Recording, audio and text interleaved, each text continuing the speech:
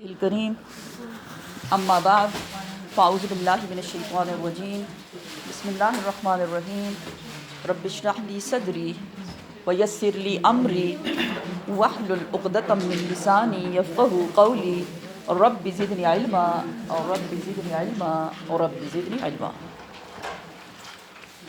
الحمدللہ ایک لمبی چھٹی کے بعد اللہ سبحانہ وتعالی ہمیں پھر سے واپس لے آیا ہے۔ الحمدللہ ہم ہیں 29 جز میں 29واں پارہ، جس کا مین جو تھیم ہے وہ کیا ہے؟ دعوت اللہ، کہ 29 پارے تک پہنچ چکے، اب جو بھی سمجھ میں آیا اس کو لوگوں تک پہنچایا جائے۔ پہلی جو سورہ ہم نے پڑھی 29 پارے میں وہ تھی سورہ ملک، اور سورہ ملک کا تھیم جو کیا تھا کہ دعوت اللہ تو ہے ہی پورے پارے کا، لیکن سورہ ملک میں ہم نے پڑھا کہ اللہ کی جو نعمتیں ہیں، جو اللہ کی نشانیاں ہیں، وہ لوگوں کو دکھا کر ان کو اللہ کی پہچان کرائی جائے۔ ایسا ہی تھا نا جی۔ پھر دوسری جو سورہ ہم نے پڑھی وہ کون سی تھی؟ سورہ قلم۔ اور سورہ قلم میں کیا تھا کہ دعوت اللہ کے لیے جو داعی ہوتا ہے اس کا تزکیہ نفس ہونا کتنا ضروری ہے۔ تزکیہ نفس مینز اس کے اخلاق کتنے خوبصورت ہونے چاہیے تاکہ لوگوں کے لیے وہ رول ماڈل بن سکے۔ تیسری جو ہم نے سورہ پڑھی وہ تھی سورہ الحاقہ، اور سورہ الحاقہ میں کیا تھا کہ دعوت اللہ کیوں ضروری ہے؟ تاکہ لوگوں کو آخرت کی فکر پڑے۔ اللہ کی پہچان کیوں ضروری ہے، یا اللہ کا پیغام دوسروں تک پہنچانا کیوں ضروری ہے؟ تاکہ لوگ اپنی آخرت کی تیاری کر سکیں۔ اس کے بعد جو ہم نے سورہ پڑھی وہ تھی سورہ معارج، اور سورہ معارج میں جو ہم نے پڑھا وہ تھا اللہ سبحانہ وتعالیٰ کی عبادات، کہ عبادات کی پابندی کرنا کتنا زیادہ ضروری ہے۔ نیکسٹ جو سورہ ہم نے پڑھی وہ ہم نے پڑھی سورہ نوح، اور سورہ نوح میں کیا تھا؟ صبر سے کام لینا۔ ایک داعی کی دعوت پر سب لوگ لبیک نہیں کہیں گے، بلکہ بہت سے لوگ داعی کو یعنی اللہ کی طرف بلانے والے کو ستائیں گے، تنگ کریں گے، جیسا کہ حضرت نوح علیہ السلام کے ساتھ ہوا۔ حضرت نوح علیہ السلام کو ایک رول ماڈل بنا کر آپ صلی اللہ علیہ وسلم کو بتایا جا رہا ہے کہ کتنا لمبا عرصہ انہوں نے دعوت اللہ کیا، کتنے تھوڑے سے لوگوں کے دلوں میں ان کی بات پڑی اور وہ ان پر ایمان لائے، لیکن حضرت نوح علیہ السلام کا صبر جو ہے وہ ٹوٹنے نہیں پایا۔ تو ان کا بیسیکلی صبر کا سبق دیا گیا اس میں۔ نیکسٹ جو ہم نے جو سورہ پڑھی وہ تھی سورہ جن، اور سورہ جن میں ہم سب کو بتایا گیا کہ جنہوں نے جب آپ صلی اللہ علیہ وسلم کی زبانی اللہ کا کلام یعنی قرآن کی آیات سنی تو ان کا رسپانس کیا تھا۔ کوئی انہوں نے اس میں آرگیومنٹس نہیں کیے، وائی ہاؤ، اس میں کیا لاجک ہے اور اس کا کیا ریزن ہو سکتا ہے اور ہم کیوں کریں ایسا، نہیں، بلکہ جیسے ہی سنا اس پہ وہ ایمان لے آئے۔ نہ صرف وہ ایمان لے آئے بلکہ انہوں نے اللہ کے اس پیغام کو کیا کیا؟ کس کو پہنچایا؟ اپنی قوم کے پاس گئے اور قوم تک اللہ کا پیغام پہنچایا۔ خالی سیدھا پیغام نہیں پہنچایا بلکہ ان کو وہ جس چیز میں پڑے ہوئے تھے، کس چیز میں؟ شرک میں، اس سے بھی ان کو منع کیا۔ کہتے ہیں نا پراپر لاجکس دے کر کہ تمہارے جو الہ ہیں باقی وہ تمہارے لیے کوئی نفع نقصان کا باعث نہیں بن سکتے۔ نفع اور نقصان صرف اور صرف اللہ سبحانہ وتعالیٰ کے ہاتھ میں ہے۔ جس سے کیا پتہ چلا کہ اے انسان اگر تو نہیں مانے گا تو اللہ کی ایک اور مخلوق بھی ہے۔ کون؟ جن۔ وہ سنتے ہی آپ صلی اللہ علیہ وسلم پر ایمان لے آئے۔ اب آج کی جو ہماری سورہ ہے وہ ہے سورہ مزمل۔ سورہ مزمل جو ہے مکی سورہ ہے جس کے 2 رکوع ہیں اور 20 آیات ہیں، اور یہاں جو تھیم ہے اس سورہ کا وہ ہے کہ دعوت اللہ کے لیے داعی کی جو زندگی ہے وہ کیسی ہونی چاہیے۔ سمجھ رہے ہیں آپ؟ سورہ مزمل جو ہے ایک بہت امپورٹنٹ سورت بھی ہے، کیونکہ یہاں اللہ کی ایک عبادت جس کو تہجد کہا جاتا ہے اس کے بارے میں انفارمیشن دی گئی ہے، اور قرآن پڑھنے کی اہمیت کیا ہے وہ بھی انشاءاللہ ہم اس کو پڑھیں گے۔ بسم اللہ الرحمن الرحیم۔ یا ایہا المزمل، یا ایہا اے وہ جو، المزمل کپڑا اوڑھنے والے، مزمل آپ صلی اللہ علیہ وسلم کو خطاب کیا جا رہا ہے، کیونکہ آپ صلی اللہ علیہ وسلم پر جب وحی نازل ہوئی اور آپ پر کپ کپی طاری ہوئی، سردی لگنے لگی آپ کو، تو آپ نے آ کر کیا کہا؟ زملونی زملونی، مجھے کپڑا اڑا دو، مجھے کپڑا اڑا دو۔ عرب کلچر کی ایک خاصیت یہ ہے کہ لوگوں کو ان کی خصوصیت کے ساتھ پکارا جاتا ہے۔ لائک فار ایگزامپل، ایک چھوٹی سی مثال، کہ ایک بار حضرت علی جو ہیں وہ لیٹے ہوئے تھے زمین پر، اور آپ صلی اللہ علیہ وسلم ان کی طرف آنے لگے۔ جب انہوں نے دیکھا کہ آپ صلی اللہ علیہ وسلم ان کی طرف آ رہے ہیں تو وہ لیٹے ہوئے تھے، ایک دم سے بیٹھ گئے۔ جب وہ بیٹھ گئے تو ان کی پیٹھ پر مٹی لگی ہوئی تھی۔ آپ صلی اللہ علیہ وسلم نے جب ان سے بات شروع کی تو ان سے کہا اے ابو تراب۔ تراب کسے کہتے ہیں؟ مٹی۔ ابو تراب، مٹی والے۔ تو مٹی والے کوئی ان کا نام نہیں تھا، لیکن ان کی کنیت تھی۔ اسی طرح آپ صلی اللہ علیہ وسلم کا نام مزمل نہیں ہے، لیکن چونکہ آپ نے ایک کام کیا، کپڑا اڑا دو، یعنی مجھے کور کر لو تھوڑا سا کام ڈاؤن ہونے کے لیے، اس لیے آپ کو مزمل کے نام سے یہاں خطاب کیا جا رہا ہے۔ یا ایہا المزمل، اے مزمل، اے کپڑا اوڑھ لپیٹنے والے، کیا کرو تم؟ قم، کھڑے ہو جاؤ، اللیلہ، رات کے وقت، رات کے وقت کھڑے ہو جاؤ۔ یہاں تہجد کی طرف یا قیام اللیل جسے کہا جاتا ہے، رات کی عبادت کی طرف اشارہ ہے، ٹھیک ہے؟ قم، کھڑے ہو جاؤ، اللیلہ، رات کے وقت، کتنا کھڑا ہو؟ الا، مگر، قلیلا، تھوڑا۔ جسے کیا بتایا جا رہا ہے؟ رات کے وقت عبادت کرو لیکن ساری رات عبادت نہیں کرنی۔ یہ ہے بیوٹی ہمارے دین کی۔ ہم کیا سمجھتے ہیں؟ ساری رات بیٹھ کے مصلی پہ دعائیں کریں، عبادتیں کریں، کوئی بات نہیں، آنکھ لگ گئی صبح کے وقت اور فجر کی نماز چلی بھی جائے تو اللہ تو جانتے ہیں میں نے ساری رات عبادت کی ہے نا۔ کچھ لوگوں کے ساتھ یہ پرابلم ہے جی، اس لیے کچھ مسکرا بھی رہے ہیں۔ تو یہاں کیا بتایا جا رہا ہے؟ قم اللیل، رات کی عبادت کرو، الا قلیلا، مگر تھوڑا، ساری رات نہیں۔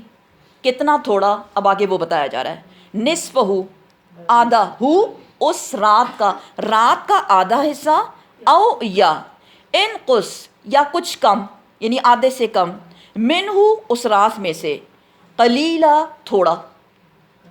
دیکھیں اگر ہم رات کے پورشن بنائیں، ٹھیک ہے، آدھی رات، اور پھر آدھی جو بچ جاتی ہے اس آدھی کو بھی آدھی کریں تو کتنا بنتا ہے؟ کوارٹر۔ کتنا بنتا ہے؟ کوارٹر۔ ساری رات نماز نہیں پڑھنی۔ اور کیوں نہیں پڑھنی؟ اب آگے اس کا ذکر آئے گا کہ کیوں منع کیا جا رہا ہے۔ اچھا، اب کتنا پڑھنا ہے؟ آدھی رات اٹھ کے نماز پڑھ لو، یا اس کو تھوڑا کم کر لو، یعنی 3/4 میں چلے جاؤ۔ اس کو بھی کم کرنا ہے تو لاسٹ جو پورشن ہے اس میں نماز پڑھو۔ اب ایسا کیوں بتایا جا رہا ہے؟ ایسا اس لیے بتایا جا رہا ہے اس وقت گھڑیاں نہیں تھیں۔ پہلے تو مائنڈ میں یہ رکھیں، کوئی گھڑی وڑی، کیونکہ ہم تو ظاہر ہے ہر چیز گھڑی کے مطابق ہی ہوتی ہے نا، وہاں گھڑیاں نہیں تھیں۔ اب کیا کیا جائے؟ تو اس لیے، اور وہ سبحان اللہ، آپ صلی اللہ علیہ وسلم اور صحابہ کرام اتنا کہ اللہ کے حکم میں کوئی کمی کوتاہی نہ ہو جائے، پوری رات کھڑے ہو کے عبادت کیا کرتے تھے۔ پوری رات عبادت پہ بھی پکڑ آ گئی، ایک دم سے آیات نازل ہوئی، نہیں ساری رات آپ عبادت نہیں کر سکتے۔ کیوں؟ کیونکہ یہ ٹھیک نہیں ہے۔ دیکھیں ہماری باڈی جو ہے سارا دن کام کرتی ہے، رات کو ہم سوتے ہیں تو جب ہم سو جاتے ہیں تو اس کا ویئر ٹیئر کا جو کام ہوتا ہے وہ سارا ہو جاتا ہے، پھر صبح ہم فریش اٹھتے ہیں۔ لیکن جو لوگ راتوں کو بھی جاگتے ہیں، آپ نے دیکھا ہوگا صبح وہ سارا دن لیزی رہتے ہیں۔ ایسا ہے یا نہیں؟ شاید آپ کے ساتھ بھی کبھی ہوا ہو، بلکہ اب تو ایک سسٹم بن گیا ہے راتوں کو جاگنا اور دن میں سونا۔ پوری گھڑیاں ہم نے سب کچھ اپ سائڈ ڈاؤن کر دیا ہے، پھر ہم کہتے ہیں یہ مشکل اور وہ مشکل تو خود بنا لی ہے۔ دیکھیں آپ نیچر کو چینج نہیں کر سکتے، جو بھی نیچر کو بدلنے کی کوشش کرے گا اس کے ہاتھ کچھ نہیں آنے والا سوائے نقصان کے. پھر کیا کرو تم؟ وزد او زد، یا زیادہ کرو، علیہ اس سے. وہی بات آدھی رات، 3/4 یا کوارٹر، مرضی ہے. اب یہاں آپ کی مرضی ہے لیکن ساری رات کی اجازت نہیں ہے. اب کھڑے ہو کے جو نماز پڑھی جا رہی ہے اس میں کیا کریں وہ طریقہ بتایا جا رہا ہے. ورتل القرآن، اور آہستہ یا ٹھہر ٹھہر کر. رتل میز آہستہ آہستہ یا ٹھہر ٹھہر کر. لیکن آہستہ سے مراد یہ نہیں ہے کہ قرآن کو منہ ہی منہ میں پڑھا جائے، یہ بھی ایک نیا فیشن نکلا ہے. قرآن کو آنکھوں سے دیکھ رہے ہیں اور پڑھ رہے ہیں. کدھر سے پڑھ رہے ہیں؟ نہ ہونٹ ہل رہے ہیں نہ زبان ہل رہی ہے. کہا کیا جا رہا ہے؟ دل ہی دل میں پڑھ رہے ہیں. نہیں، دل ہی دل میں پڑھنے کی اجازت نہیں ہے، اور یہ تو نماز کے دوران کی بات ہو رہی ہے. تو تم کیا کرو؟ قرآن کو آہستہ آہستہ ٹھہر ٹھہر کر پڑھو، ترتیلا، ترتیل کے ساتھ پڑھو. اب یہ جو ترتیلا جو ہے یہ اس کی ایک بہت لمبی فہرست ہے کہ ترتیلا کسے کہتے ہیں. تو مختلف مفسرین نے اس کو مختلف طریقے سے بیان کیا. نمبر 1، ترتیلا میز سہولت کے ساتھ پڑھنا، ایزیلی جتنا آپ پڑھ سکتے ہیں. نمبر 2، قرآن کو خوبصورتی کے ساتھ پڑھنا. سمجھ رہے ہیں آپ؟ نمبر 3، قرآن کو اطمینان کے ساتھ پڑھنا. اور احادیث میں روایات جو بتائی جاتی ہیں وہ یہی ہیں کہ کوئی شخص قرآن کو ایسا نہ پڑھے جیسے وہ کینچی لگا رہا ہے. کبھی آپ نے باربر شاپ پہ جا کے آپ باربر کو دیکھیں کہ جب وہ ہیئر کٹ کرتا ہے تو کیا کرتا ہے؟ اتنی تیزی سے اس کا ہاتھ چلتا ہے کہ آپ اس کو کاؤنٹ بھی نہیں کر سکتے. اب سب اپنا اپنا سوچیں ہم قرآن کو کیسے پڑھتے ہیں. سمجھ رہے ہیں نا؟ اتنا ایسا نہ پڑھو جیسے تم کینچی لگا رہے ہو. آپ صلی اللہ علیہ وسلم نے فرمایا میری ہی امت کے کچھ لوگ ایسے ہوں گے جو قرآن کو ایسا پڑھیں گے جیسے پانی کے گھونٹ پیے جاتے ہیں. پانی کیسے پیتے ہیں؟ کڑکڑ کڑکڑ کر کے. اور ایک اور حدیث بتاتی ہے کہ تم میں سے کوئی شخص قرآن کو ایسا نہ پڑھے جیسے اس کا غم یہی ہو کہ سورہ جلد از جلد ختم ہو جائے. اور جب میں نے یہ حدیث پڑھی تو وہ کہتے ہیں نا ہر ایک کو اپنا آپ نظر آیا. کیونکہ ہمارا کیا ہوتا ہے اسپیشلی رمضان میں، کتنے قرآن؟ 3 قرآن، 4 قرآن، 5 قرآن. میں نے تو 6 قرآن فنش کر لیے. کوئی شخص قرآن کو ایسا نہ پڑھے کہ اس کا غم یہ ہو، یعنی اس کو بیک آف دا مائنڈ کیا فکر لگی ہوئی ہے؟ میرا یہ پارہ ختم ہو جائے یا میری یہ سورت جلدی سے ختم ہو جائے. اس کی اجازت بھی بالکل نہیں ہے. اب آتے ہیں آپ صلی اللہ علیہ وسلم کی طرف کہ آپ قرآن کیسے پڑھا کرتے تھے. صحابہ کرام فرماتے ہیں کہ آپ صلی اللہ علیہ وسلم ہر آیت پر رکتے تھے. وہ جو ہم ایک سانس میں الحمدللہ رب العالمین الرحمن الرحیم مالک یوم، اور وہ سارا ایک سانس میں جو ہم پڑھتے ہیں نا وہ سنت کے مطابق نہیں ہے. اور آپ صلی اللہ علیہ وسلم جب قرآن پڑھتے تھے تو ہم آپ کے وہ جو الفاظ ہیں قرآن کے اس کو گن سکتے تھے. سمجھ رہے ہیں نا؟ تو یہاں کیا بتایا گیا ہے؟ قرآن کو ترتیل کے ساتھ پڑھنا، چاہے نماز میں آپ پڑھ رہے ہیں چاہے آپ نماز کے بغیر پڑھ رہے ہیں. اور ہماری فکر یہ نہ ہونی چاہیے کہ جو پارہ میں نے سٹارٹ کیا ہے ٹارگٹ یہی ہے کہ یہ پارہ فنش ہو جائے، اور جلدی ساتھ میں پیجز بھی گن رہے ہوتے ہیں کچھ لوگ، اتنے پیج رہ گئے ہیں اور اتنے پیج رہ گئے ہیں. نہیں، یہ سنت طریقہ نہیں ہے.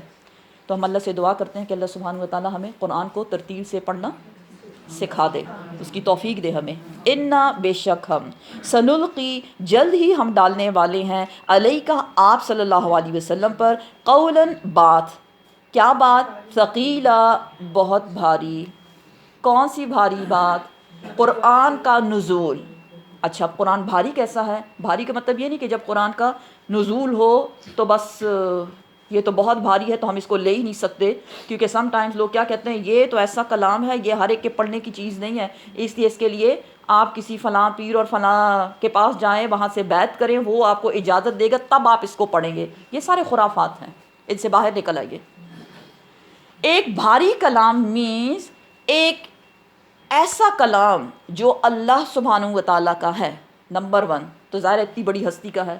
دوسرا بھاری اس لحاظ سے کہ وہاں تمہیں ڈوز اینڈ ڈونٹس دیے جائیں گے، اور وہ جو ڈونٹس ہیں وہ موسٹلی ریلیٹ کرتے ہیں انہی رسومات، انہی کاموں کے ساتھ جو معاشرے میں بالکل عام ہو گئے ہیں۔ دیکھیں سم ٹائمز برائی اتنی عام ہو جاتی ہے کہ وہ برائی دکھتی نہیں ہے۔ تو جب تمہیں ایسے ایسے حکم دیے جائیں گے، فار ایگزامپل لائک مثال کے طور پہ شراب پینا، پیتے تھے نا سب، پوری سوسائٹی پیا کرتی تھی، تو اب ایک چیز جو روٹین میں پی جا رہی ہے اس سے منع کیا جائے گا تو بھاری حکم ہے یا نہیں؟ یا بیٹیوں کو زندہ گاڑ دینا، کیوں کہ وہ تو بڑی شرم کی بات ہے، میرے گھر میں بیٹی پیدا ہوئی ہے، یہ تو بہت، وہ کہتے ہیں میں تو رسوا ہو گیا، قرآن نے بھی اس کی ساری پکچر ہمیں بتائی۔ لیکن قرآن کیا کہتا ہے کہ نہیں، ایسا نہیں کرنا، تم نہیں کر سکتے ہو ایسا، بیٹی کو قتل نہیں کر سکتے ہو۔ تو اب یہ بھی ان کے لیے ایک بہت بڑا ڈونٹ تھا کہ اچھا اب اس چیز سے ہمیں منع کیا جا رہا ہے۔ پھر زکوٰۃ کا دینا، مال تمہارا ہے لیکن اس میں اتنا پرسنٹ تم نے زکوٰۃ دینا ہے۔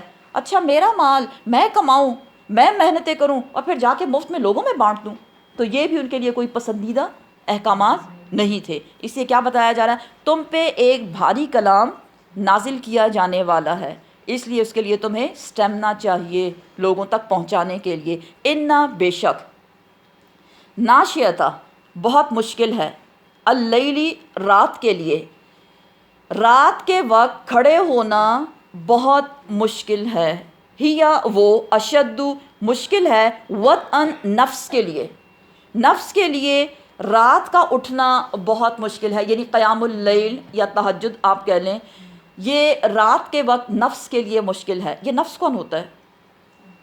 اپنا آپ۔ ہمارے لیے کیوں مشکل ہے؟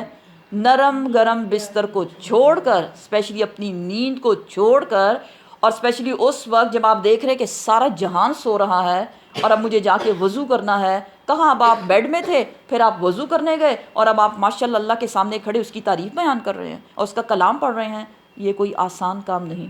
دیکھیں اللہ سبحانہ و تعالیٰ کتنا ہمارا نیچر کو جانتے ہیں، کوئی ایسا نہیں ہاں کیا ہے جو میں نے اتنا کچھ دیا ہوا ہے تو اگر تم کھڑے ہو کے میری عبادت کرو گے تو ایسا تو تمہیں کرنا چاہیے، نہیں کرنا چاہیے، لیکن انسان کے نفس پہ دن کی عبادت تو ہو جائے گی لیکن رات کی عبادت سب سے زیادہ مشکل ہے۔ کیوں؟ سارا دن کام کر کے انسان تھک جاتا ہے اور اس کی تھکاوٹ کب اترتی ہے؟ جب وہ رات کو سو جائے۔ اب وہ رات کی بھی قربانی دے رہا ہے، یہی وجہ ہے پیچھے کیا بتایا گیا، ساری رات عبادت نہیں کرنی، بتایا تھا نا آپ کو، آگے ریزن آئے گا، ریزن یہ آ رہا ہے کہ آگے دن میں پھر تمہیں بہت سے کام کرنے ہیں۔ وَأَقْوَمُ اور زیادہ درست ہے، قیلا بات کے لحاظ سے۔ اب اس کا مطلب کیا ہے؟ اس کا مطلب یہ ہے کہ ایک داعی کے لیے اللہ کے کلام کو پہلے خود سمجھنا، اور سب سے بہترین سمجھ رات کی ان گھڑیوں میں اللہ کے کلام کی آتی ہے، سب سے زیادہ اثر اس کا دل پہ تبھی ہوتا ہے جب کوئی ڈسٹربنس نہ ہو۔ رات کے وقت کوئی ڈسٹربنس نہیں ہوتی، کوئی آپ کو جگا نہیں رہا، کوئی فون کال اور کوئی میسیجز کچھ نہیں آ رہا، اس لیے آپ فلی اس پہ فوکس کر سکتے ہیں۔ جب آپ رات کو اس پہ فوکس کرتے ہیں اور آپ اللہ کے اس حکم کو سمجھ لیا آپ نے، پھر دن میں آپ اس کو دوسروں تک پہنچا سکتے ہیں۔ دیکھیں ایک چیز آپ نے خود نہیں سمجھی تو اس کو آپ دوسروں تک کیسے پہنچائیں گے؟ تو ایک داعی کے لیے اسپیشلی کانفیڈنس کا آنا، جو لوگ تہجد کی نماز پڑھتے ہیں اللہ سبحانہ و تعالیٰ ان کو کانفیڈنس دیتا ہے، کس بات کی؟ کہ وہ کلام جو خود میں پڑھتے ہیں اکیلے میں، اب اللہ ان میں وہ صلاحیت ڈال دیتا ہے، وہ کانفیڈنس ڈال دیتا ہے کہ وہ دوسروں کے سامنے اس کو بیان کر سکے۔ تو ایک داعی کے لیے اسپیشلی قیام اللیل کا پڑھنا جو ہے وہ بہت ضروری ہے۔ ان بے شک، لکا آپ کے لیے اے محمد صلی اللہ علیہ وسلم، فی النہاری دن کے وقت، سبحن طویلا کام ہوتے ہیں لمبے لمبے، مصروفیت ہوتی ہے لمبی لمبی۔ کیا لمبی مصروفیت؟ کیا کرنا؟ کام پہ جانا، لوگوں کو مسئلے مسائل سمجھانا، اللہ کے احکامات، یہ نہیں کہ صرف عربی پڑھ لی اور بات ختم ہو گئی، پھر اس کو ایکسپلین کرنا، جیسے تفسیر ہے اس کو ایکسپلین کرنا۔ اس کے علاوہ آپ صلی اللہ علیہ وسلم کی اپنی لائف بھی تھی۔ کون سی اپنی لائف؟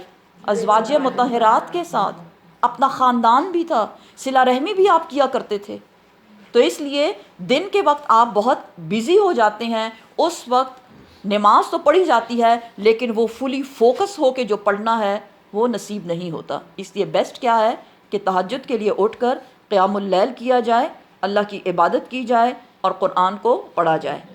وذکر, اور ذکر کرتے رہیے, اسما, نام کا, رب کا, اپنے رب کے نام کا ذکر چاہے رات ہو چاہے دن ہو کرتے رہو.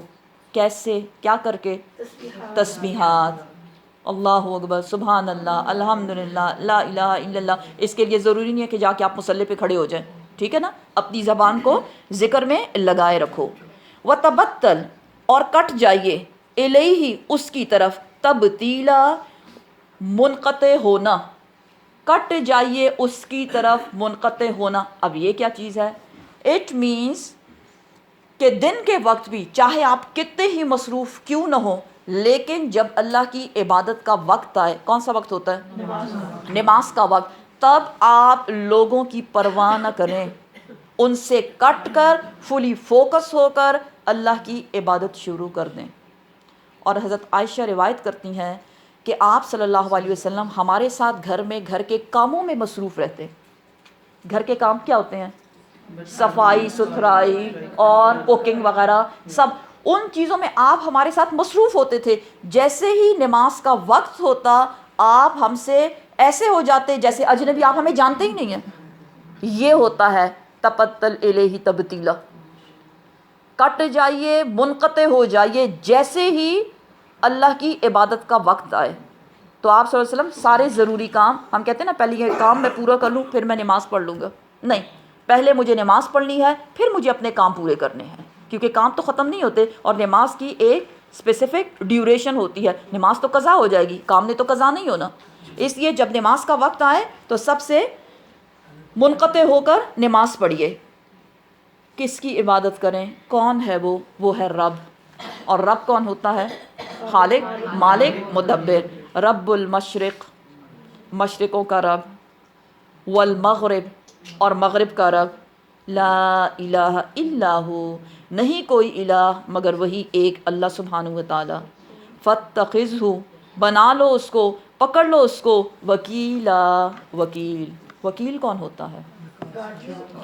ہمارا کیس لڑنے والا, ان ادر ورڈز ہماری مشکل کو آسان کرنے والا, ہماری مصیبت کو دور کرنے والا.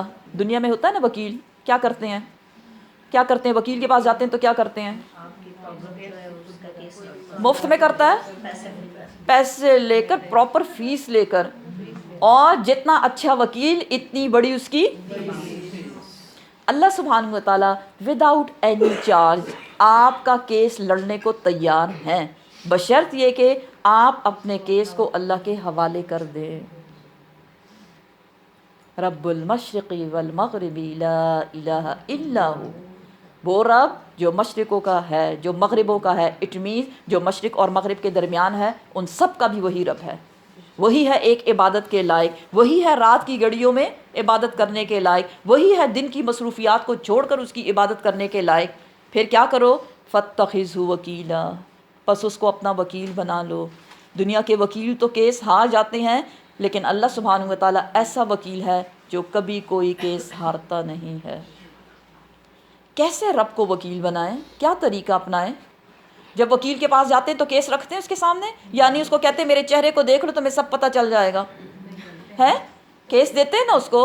کتنی لمبی لمبی ڈسکشنز ہوتی ہیں نا. تو اللہ کو کیسے وکیل بنائیں؟ بیٹھے اس کے سامنے, بیٹھے, لیٹے, کھڑے ہو کے, کسی اسپیسیفک کوئی خاص لباس کی بھی ضرورت نہیں, عام جیسے بھی آپ ہیں, اور اپنا دل کھول کے اپنا کیس اللہ کے سامنے رکھیں, اس یقین کے ساتھ کہ آج اللہ سبحانہ و تعالیٰ نے مجھے کہہ دیا ہے فاتخذہ وکیلا, اسی کو وکیل بناؤ. اللہ نے خود دعوت دی ہے کہ مجھے وکیل بناؤ. اگر وہ میرا وکیل ہے, لیکن ایسا نہیں ہوگا کہ آپ چپ رہیں اور آپ یہ کہیں اللہ کو میرے جو وکیل ہے نا, اللہ اس کو میرے دل کا سب حال معلوم ہے نا, تو وہ خود کر لے گا. نہیں, ایسا نہیں ہوتا. نہ دنیا میں ایسا ہوتا ہے دنیاوی وکیل کے ساتھ, اور نہ اللہ سبحانہ و تعالیٰ اس بات کو پسند کرتے ہیں. اس لیے دعا کی بڑی اہمیت ہے.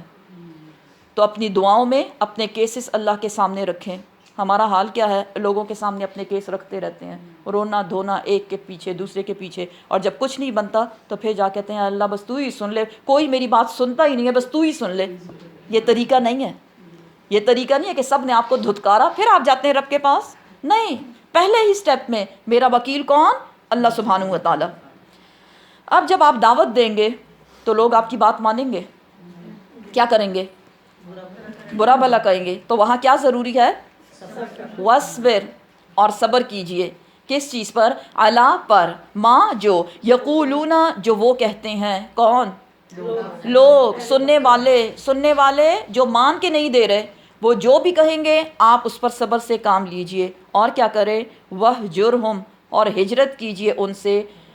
کیسی ہجرت؟ ہجرن جمیلا، خوبصورتی کے ساتھ ہجرت کرنا۔ اب ہجرت سے مراد یہاں ایسا نہیں کہ ایک جگہ چھوڑ کے دوسری جگہ پہ جایا جائے، یہ وہ ہجرت نہیں ہے، یا ہجرت سے مراد یہ بھی نہیں ہے کہ ان لوگوں کو کے ساتھ اپنا قطع تعلق کیا جائے، وہ بھی نہیں۔ تو پھر کیا ہے؟ اس ہجرت سے مراد یہ ہے کہ وہ جو کہتے ہیں اس کو آپ سنیں، لیکن اس کی خاطر آپ کی تبلیغ میں کمی نہ آئے۔ ہجرت مینس چھوڑ دینا، چھوڑ دو ان کو، کیونکہ آپ کا کام وما علینا الا البلاغ، ہمارے ذمے پہنچا دینا، منوانا نہیں ہے۔ جہاں آپ یہ سوچ کے دوسروں کو بتائیں کہ یہ بندہ میری بات مانے گا، وہاں آپ کے کام کی کوالٹی جو ہے بہت لو ہو جاتی ہے، کیونکہ سامنے والے نے تو ماننا نہیں ہے۔ پھر ہم کیا کہتے ہیں؟ اچھا بس پھر میں نے بتانا ہی نہیں ہے۔ اس کے نہ ماننے کی وجہ سے میرا اتنا بڑا اجر کہاں گیا؟ ختم، میں نے خود اپنے ہاتھوں ختم کر دیا ہے۔ اس لیے کیا کہا جا رہا ہے؟ وَاہْجُرْهُمْ حَجْرًا جَمِيلًا، ان سے ہجرت کر دو، ان کو چھوڑ دو، بتا دیا بس آگے گزرو، لیٹ اٹ گو، آگے جاؤ، بس چھوڑو ان لوگوں کو۔ جنہوں نے ماننا ہوگا وہ مان جائیں گے، لیکن جنہوں نے نہیں ماننا وہ نہیں مانیں گے۔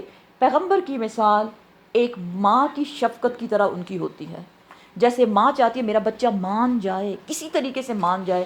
پیغمبر کی اپنی فل کوشش یہی ہوتی ہے کہ میری امت مان جائے، کیوں؟ تاکہ وہ کیا ہو جائے؟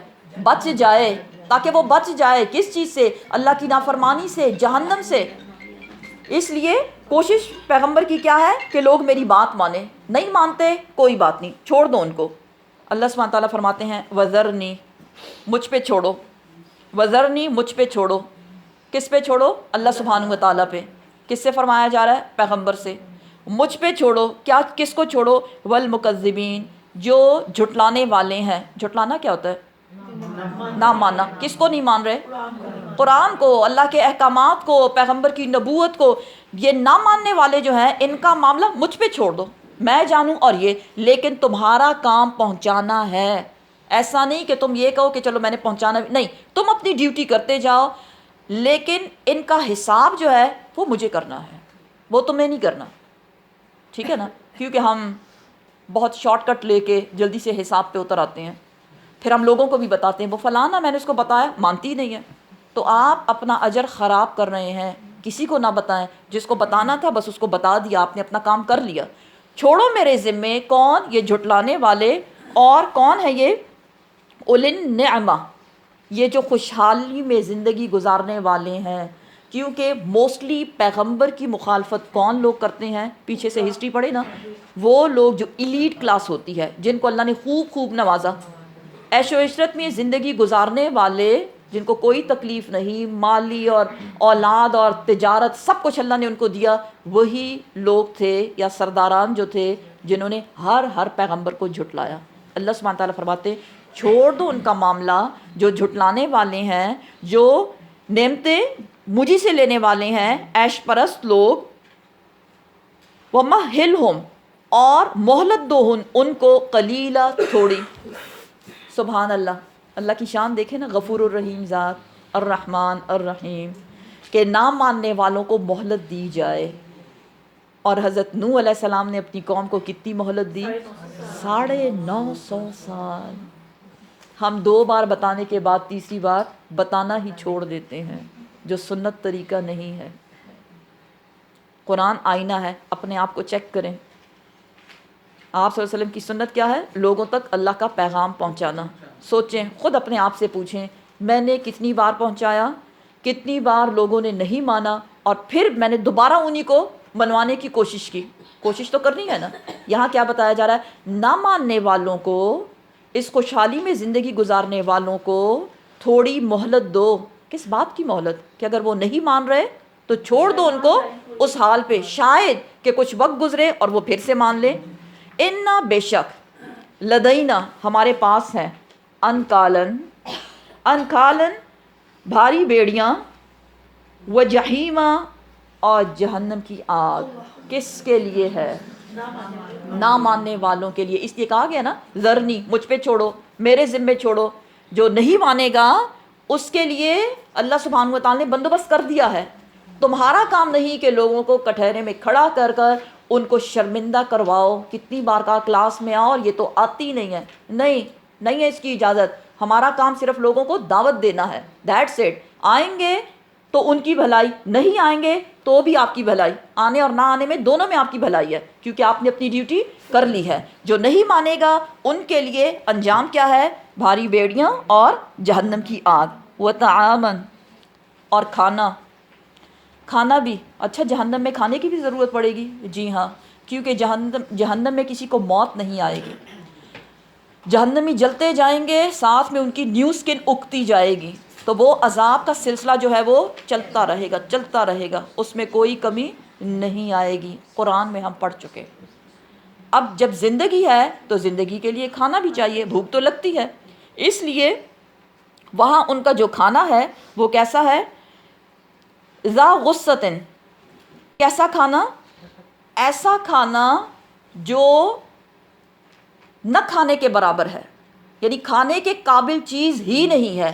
اور قرآن نے اس کو ایک جگہ کانٹے بتایا، سوکھی گھاس بتایا، غسلین بتایا. غسلین کیا ہوتا ہے؟ زخموں کا دھون اور پیپ. تو کیا یہ کھانے والی چیزیں ہیں؟ ایسا کھانا. وعذابًا علیما اور دردناک عذاب. ایسا کھانا جو گلے سے اتر ہی نہ سکے. ذا غصتن گلے میں اٹکنے والا کھانا. دیکھیں کھانا کتنا ہی خوبصورت، کتنا ہی مزیدار کیوں نہ ہو، لیکن اگر اس میں ایک بال بھی نظر آئے تو وہ گلے میں اٹک جاتا ہے. عجیب سی بات ہے نا، ایک پتلا سا بال اور وہ گلے سے نیچے نہیں جاتا. کیوں؟ اس لیے کہ وہ کھانے کی چیز ہے ہی نہیں. تو یہاں گلے میں اٹکنے والا.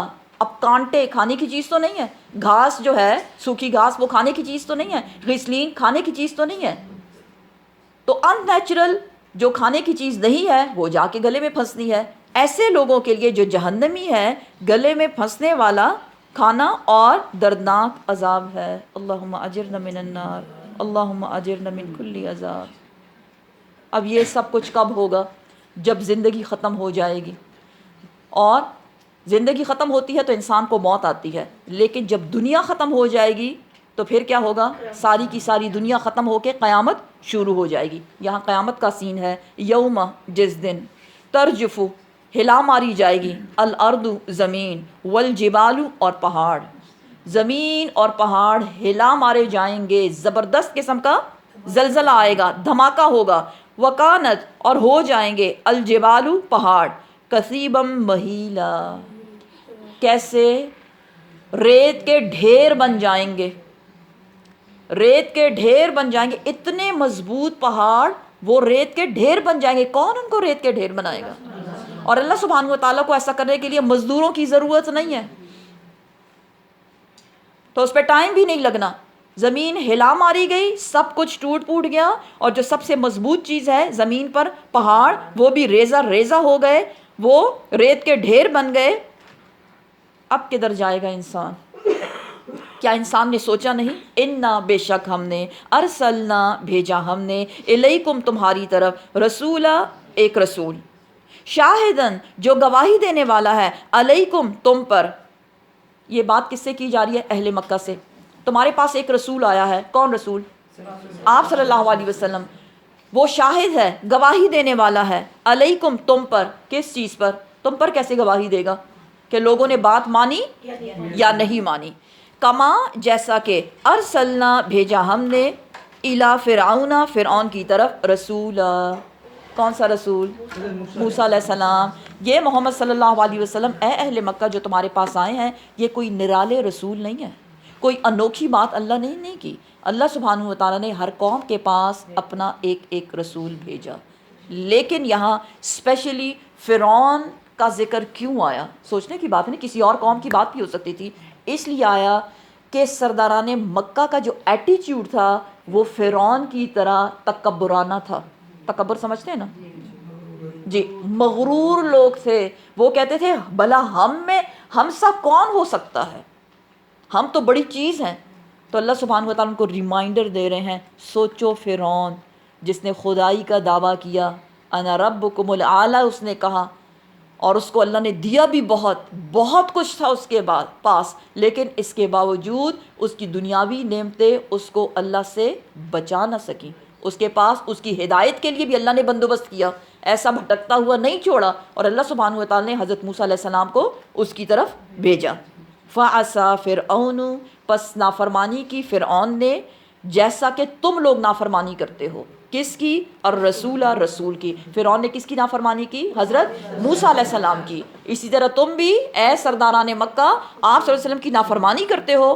فَأَخَذْنَاهُ پس پکڑ لیا ہم نے اس کو. ہم نے کس نے؟ اس کو. کس کو؟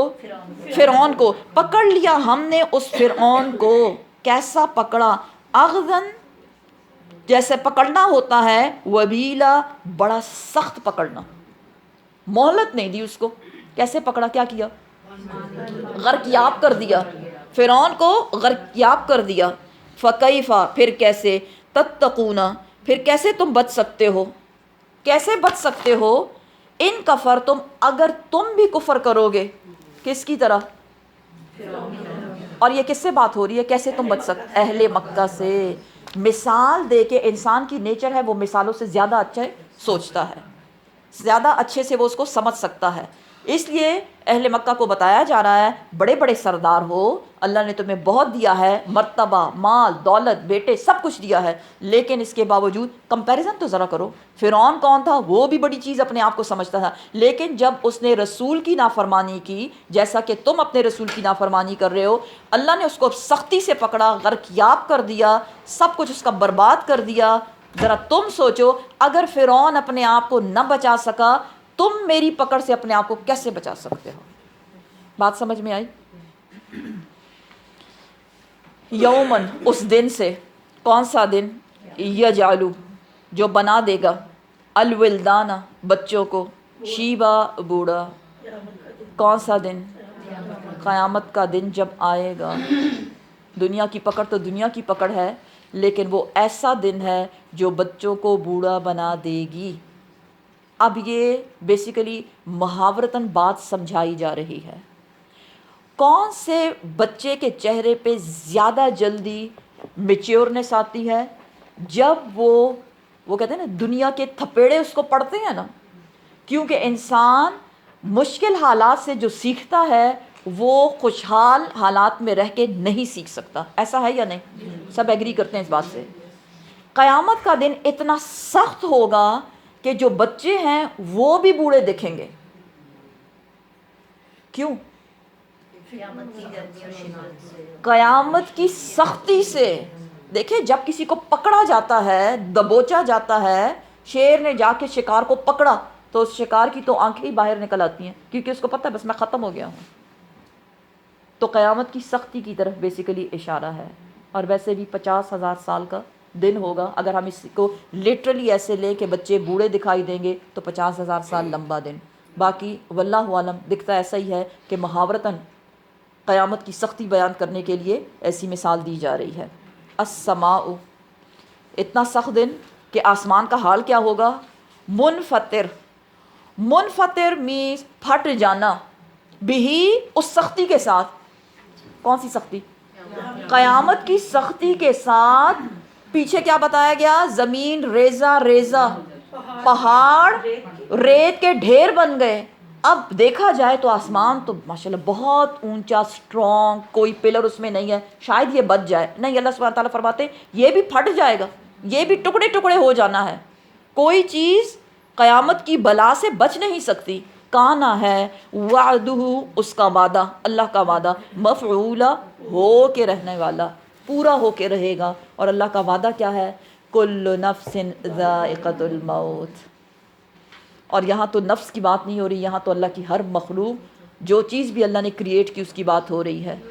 जैसे ज़मीन की बात हुई तो ज़मीन तो कोई नफ्स नहीं है ना, इसी तरह पहाड़ों की बात हुई वो भी नफ्स नहीं है, आसमान की बात हुई वो भी नफ्स नहीं है।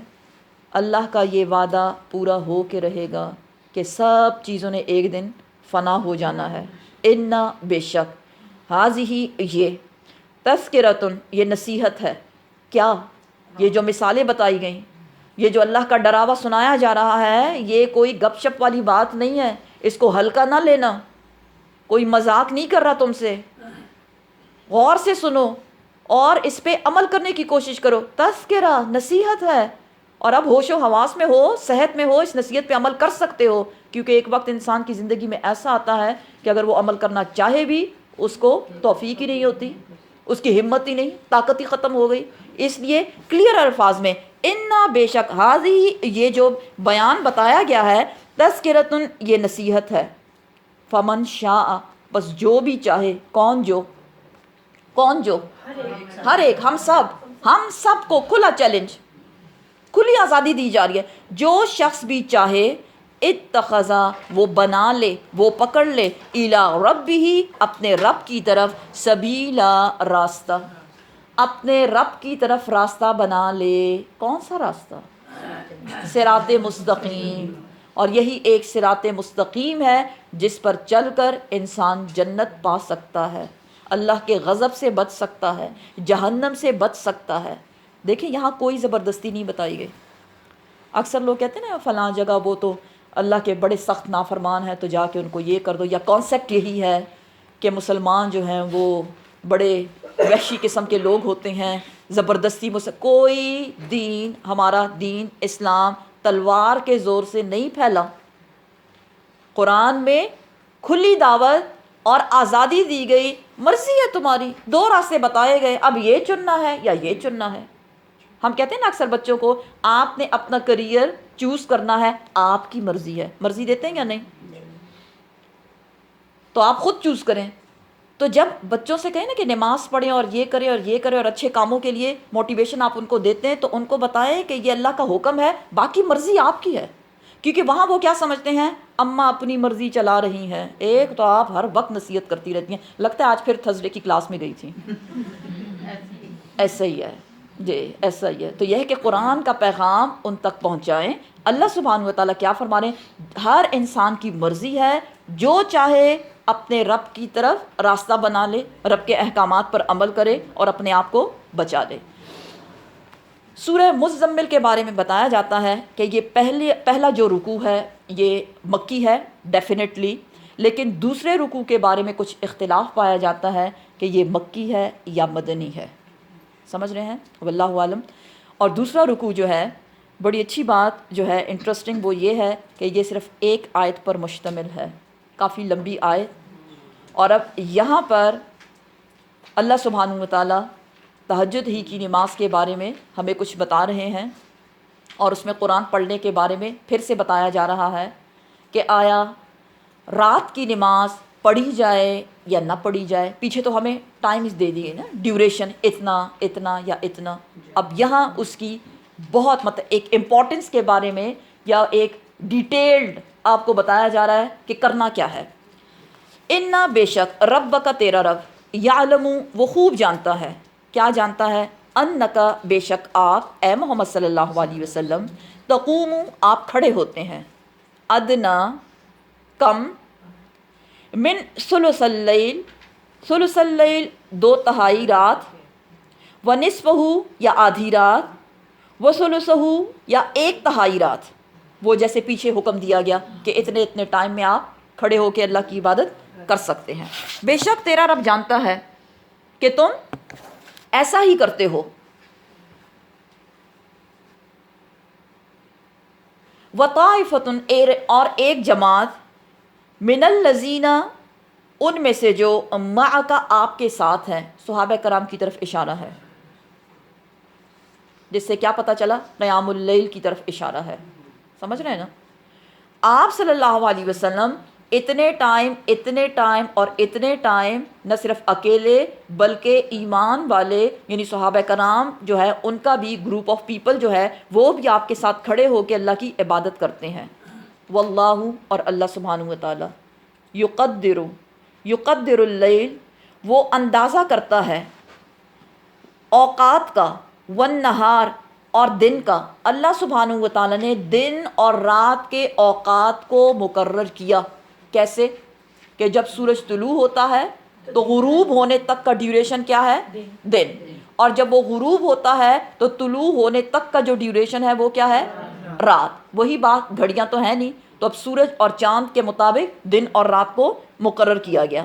علمہ اللہ سبحانہ و تعالیٰ خوب جانتا ہے ان یہ کہ لن ہرگز نہیں تحصوہ تم اس کو شمار کر سکتے. کیوں نہیں شمار کر سکتے؟ کیونکہ تمہارے پاس تو گھڑیاں ہی نہیں ہیں تو تمہیں تو ایسے پتہ نہیں چلتا. فتاب علیکم پس اللہ سبحانہ و تعالیٰ نے بہت مہربانی فرمائی تم پر اور تمہاری مشکل کو آسان کر دیا.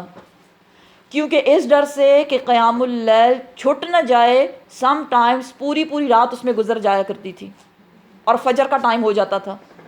اللہ سبحانہ و تعالیٰ نے تم پر بہت مہربانی کی. کیا کر کے؟ کہ تم کو آپشنز دے دیے 2/3 3/3 1/3. بات سمجھ رہے ہیں آپ؟ پہلے کیا تھا؟ فرض کے دائرے میں ساری رات نیند نہیں آتی تھی. ایسا ایمان کا لیول نہیں، قیام اللیل گزر نہ جائے. پھر جب کھڑے ہو جاتے تھے تو اس میں قرات جب شروع ہو جاتی تھی تو شروع ویسے بھی کتنا مزہ آتا ہے جب ہم تراویح پڑھتے ہیں، دل کیا کرتا ہے؟ بس لگے ہی رہے، ختم ہی نہ ہو. تو وہ تو صحابہ کرام تھے. اللہ ہمارے ایمان کو بھی اتنا مضبوط بنا دے. تو اللہ نے مہربانی کی تم پر اور اس نے تم کو اوقات بتا دیے. اب کرنا کیا ہے؟ فقرؤ پس قرت کرو، پس پڑھو. کیا؟ قرآن. کتنا؟ ما جو تیسرا سہولت سے ہو، ایزی ہو، من القرآن قرآن میں سے جتنی تمہیں سہولت ہو، چاہے 1 پارے کی ہو، چاہے 2 پارے پڑھ سکتے ہیں، چاہے آدھا پارا پڑھ سکتے ہیں، کیونکہ ہم تو پارا کرتے ہیں نا.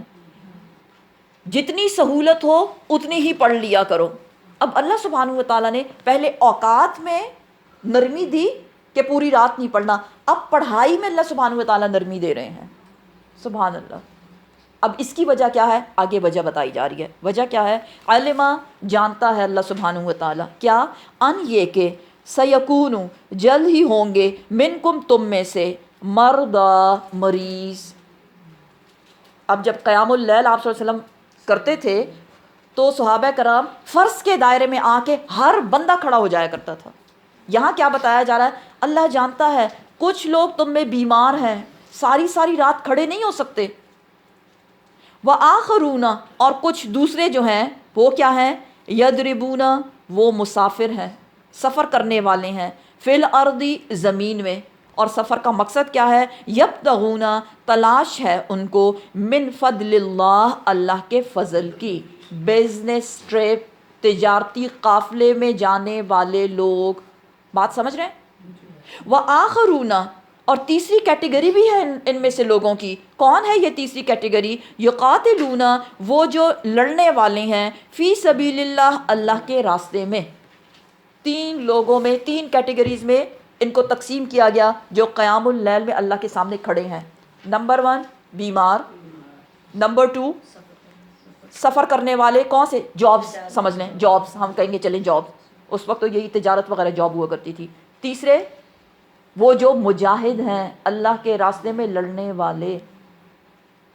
یہ 3 کیٹیگریز ہیں. اس لیے اللہ سبحانہ و تعالیٰ کیا فرماتے ہیں کہ تم کیا کرو؟ فقرؤ پس پڑھو، ماں جو تیسرا جو سہولت سے ہو، منہ اس میں سے، قرآن میں سے جتنی سہولت میسر ہو. سہولت میں جو ایزیلی آپ پڑھ سکتے ہیں اتنا ضرور پڑھنا ہے. اب آئیں ایک امپورٹنٹ پوائنٹ کی طرف. کیا؟ اللہ سبحانہ و تعالیٰ نے یہ نہیں فرمایا مریض ہو تو چلو نہ پڑھو، مسافر ہو کوئی بات نہیں نہ پڑھو، اور تم تو مجاہد ہو، اتنا بڑا کام کر رہے ہو تو کیا ضرورت ہے تمہیں پڑھنے کی؟ نہیں. چاہے کتنا بھی بڑا کام تم کیوں نہ کرتے ہو. اور یہ جو 3 کام بتائے گئے یہ دن کے بتائے گئے, ٹھیک ہے نا. سفر بھی دن میں ہوتا ہے, اکثر طبیعت بھی جب رات کو ساری رات جاگتے ہیں تو طبیعت بھی صبح میں خراب ہوتی ہے. اور اسی طرح جہاد فی سبیل اللہ جو ہے یہ بھی مارننگ والی ڈیوٹی بتائی جا رہی ہے. لیکن اس کے باوجود تھوڑا سا ضرور پڑھنا ہے. اکثر لوگ پوچھتے ہیں تہجد کی کتنی رکعت ہیں, تہجد کی رکعت کتنی بھی کیوں نہ ہو. دیکھیں نفل نماز کی کوئی رکعت جو ہے وہ مقرر نہیں ہے. اس سے جو پتہ چلا کہ فقرؤ ما تیسر من, جتنی بھی سہولت سے پڑھ سکو تھوڑی پڑھو پر پڑھنی ضرور ہے. اٹ مینز کم از کم 2 رکعت تو پڑھیں. تب ہم نے کرنا کیا ہے, اس کے لیے کوشش کرنی ہے انشاءاللہ.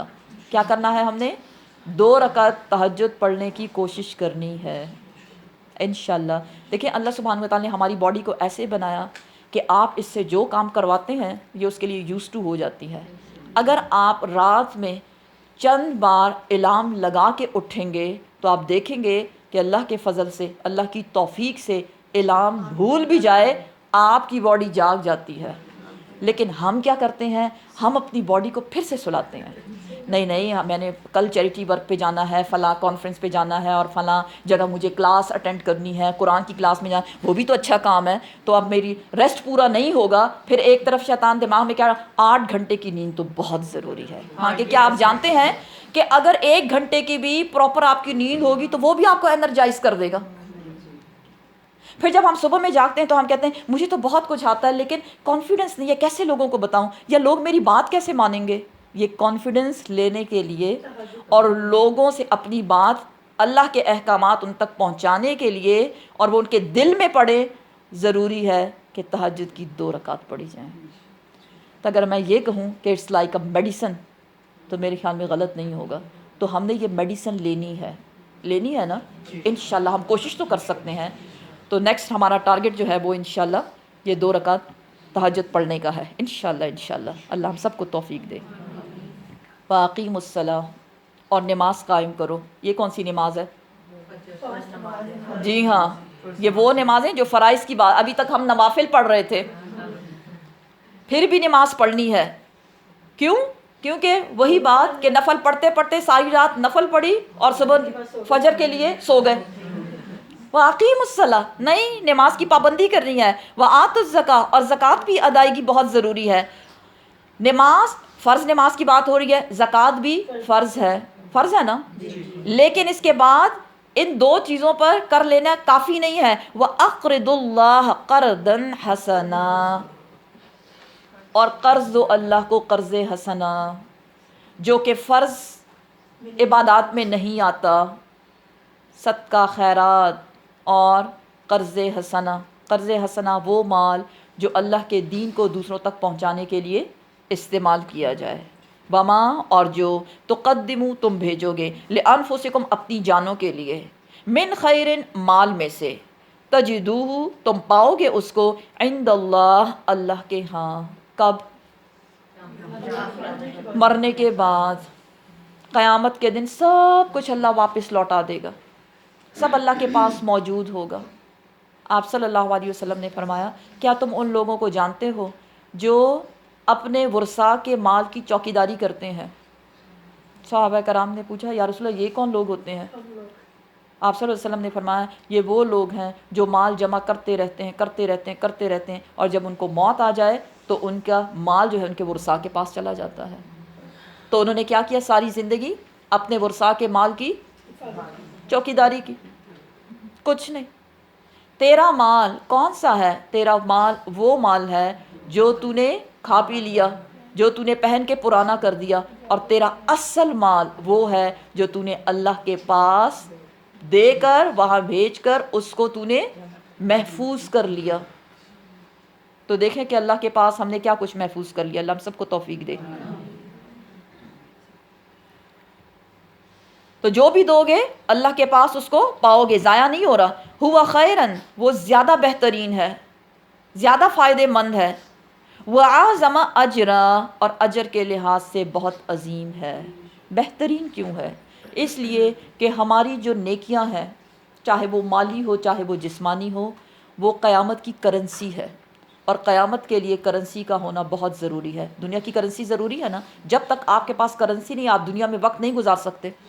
تو آپ نے کیسے سوچ لیا کہ ہم خالی ہاتھ، خالی جیب، کچھ بھی نہیں، اکاؤنٹ ہی خالی ہے اللہ کے ہاں، اور ہم وہاں اپنی زندگی گزار سکتے ہیں؟ جو خالی ہوگا اس کا ٹھکانہ جہنم ہے۔ تو اس لیے وہاں جانے کے لیے اپنی کرنسی اللہ کے اکاؤنٹ میں جمع کرتے ہوئے جائیے۔ اب یہ سب کچھ کرنے کے باوجود وَاسْتَغْفِرُ اللَّهَ، اور اللہ سے استغفار کرو، توبہ کرو۔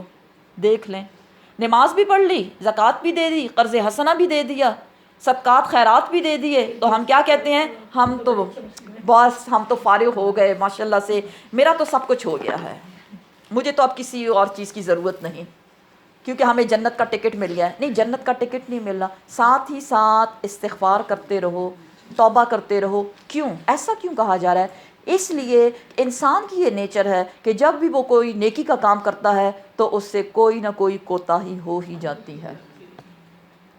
منہ سے کچھ نہیں کہا، ایون دل میں خیال آتا ہے، چلو جی میں تو فلاں سے بھی اچھا ہوں، میں تو فلاں سے بھی ہوں، اس نے تو کچھ بھی نہیں دیا، وہ اس کے پاس تو اتنا کچھ ہے، اور میں نے دے دیا ہے، میں نے کسی کی ہیلپ کر دی ہے، تو اس سے کیا ہو گیا؟ کمی کوتاہی ہو گئی، وہ تو کٹ لگا دی اپنے ثواب پہ۔ اس لیے ساتھ میں استغفار کرتے رہو، استغفر اللہ ربی من کل ذنب واتوب الیہ، ان اللہ، بے شک اللہ سبحانہ وتعالی، غفور الرحیم، اللہ سبحانہ وتعالی غفور الرحیم ہے، بخشنے والا، رحم کرنے والا ہے، بے شک۔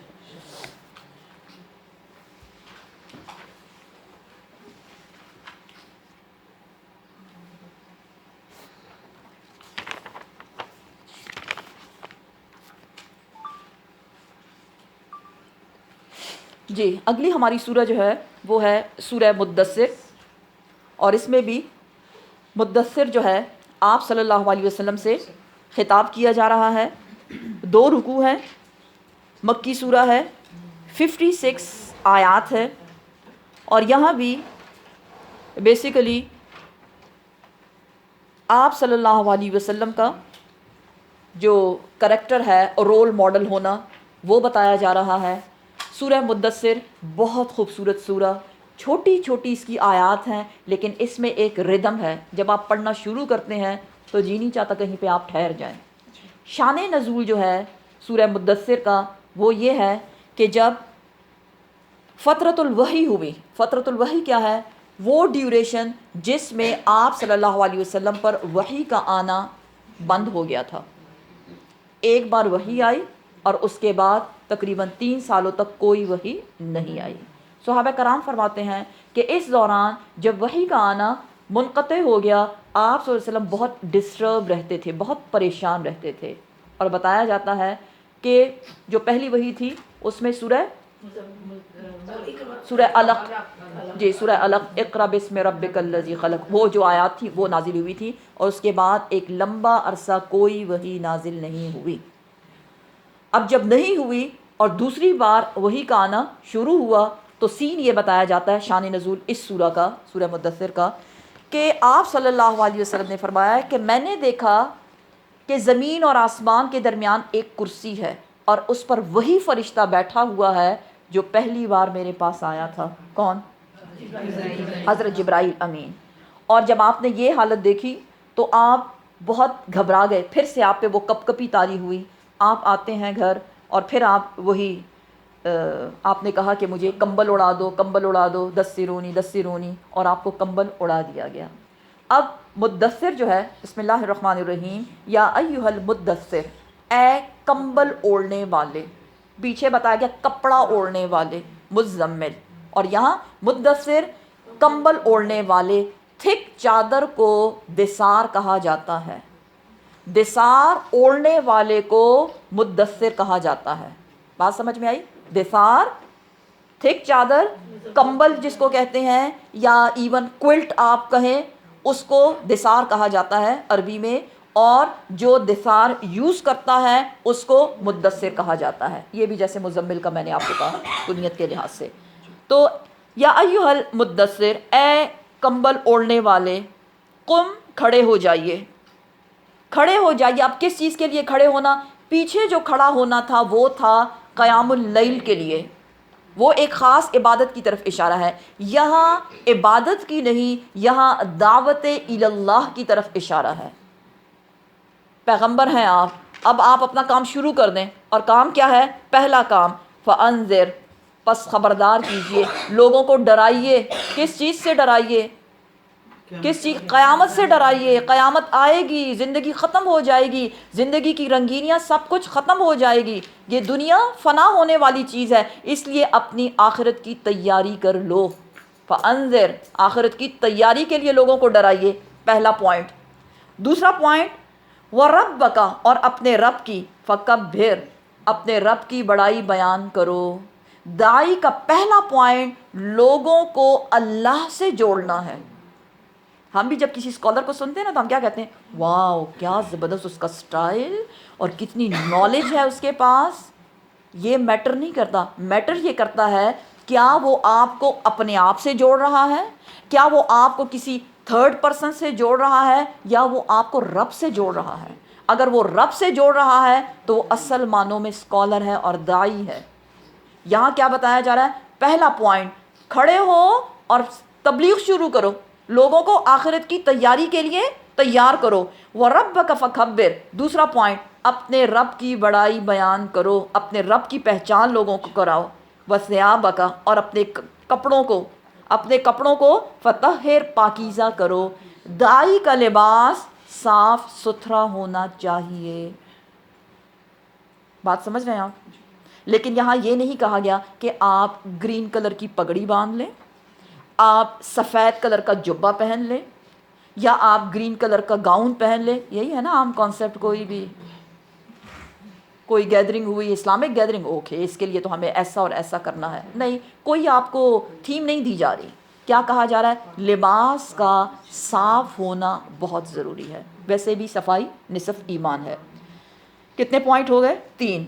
فورتھ پوائنٹ وَرُجْزَ، اور دور کیجئے گندگی کو. فَہْجُرْ، پس دور کرنا، گندگی سے دور رہیے. کون سی گندگی؟ یہاں بیسیکلی اشارہ ہے، مکی سورہ ہے نا، بتوں کی گندگی، شرک سے دور ہونا. ٹھیک ہے، کیونکہ اس سے پہلے کی جو صفائی ہے وہ لباس سے ریلیٹ کرتی ہے. اور یہ دوسرا جو ہے گندگی سے دور مینز اگر دل میں کوئی وسوسہ ہے، آپ کسی بات پہ شور نہیں ہو تو آپ اس بات کو دوسرے تک اگر پہنچاؤ گے بھی آپ کے بات میں کوئی اثر نہیں ہونے والا. تو وہ اثر پیدا کرنے کے لیے پہلے اپنے اندر کی صفائی پیور کرو. ایک بات پہ آپ اپنے آپ کو خود کلیئر کرو کہ لا الہ الا اللہ، اللہ کے سوا کوئی عبادت کے لائق نہیں. اب یہ جو کانسیپٹ دماغ میں کلیئر ہوگا ایک داعی کے، تو وہ اس کلیئر کانسیپٹ کو دوسروں تک آسانی سے پہنچا سکتا ہے. پھر مزید ولا، اور نہ تمنن، نہ تم احسان کرو تستکثر، زیادہ حاصل کرنے کے لیے. دین کی تبلیغ پہ کوئی معاوضہ نہ لینا. احسان کیا ہے؟ کسی بدلے کا توقع کرنا. کسی سے کوئی امید نہ رکھو کہ سامنے سے کوئی تمہاری تعریف کرے گا یا تمہیں کچھ دے گا.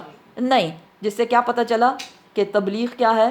فی سبیل اللہ، اللہ کے راستے میں بغیر کسی معاوضے لیے اللہ کے احکامات کو دوسروں تک پہنچانا ہے. اب یہ جب سب کام کرو گے تو لوگ مانیں گے؟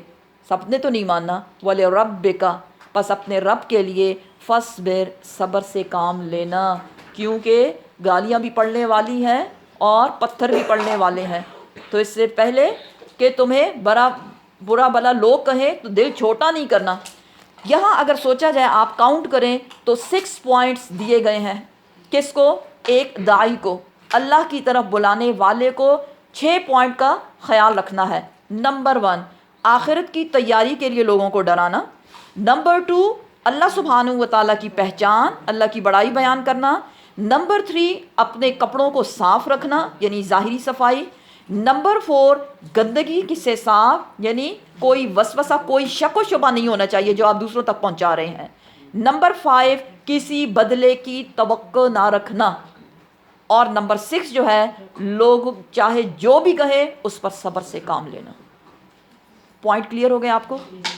फ़इज़ा پھر جب نقرہ پھونک ماری جائے گی پھر ناقور ناقور میں ناقور کیا ہے سور میں جب پھونک ماری جائے گی کس دن قیامت کے دن فذالک پس جو یوم اذن وہ جو دن ہوگا یومن ایسا دن ہوگا عسیر جو بہت سخت دن ہوگا بہت بھاری دن ہوگا کس کے لیے علل کافرین کافروں پر کیونکہ دنیا میں انہوں نے مان کے نہیں دیا جس مقصد کے لیے آئے تھے وہ تو کیا ہی نہیں اپنی لائف کو ضائع کر دیا اس لیے ایسے کافروں کے لیے وہ دن بہت بھاری ہوگا غیر یسیر اور ہلکا نہ ہوگا کسی قسم کی آسانی ان کو دی نہیں جائے گی ذرنی مجھ کو چھوڑو کس کو اللہ سبحانہ وتعالیٰ کیا فرماتے ہیں میرے ذمے چھوڑو اب یہاں سے ایک اسپیشل کریکٹر کے بارے میں بتایا جا رہا ہے جس کا نام بتایا جاتا ہے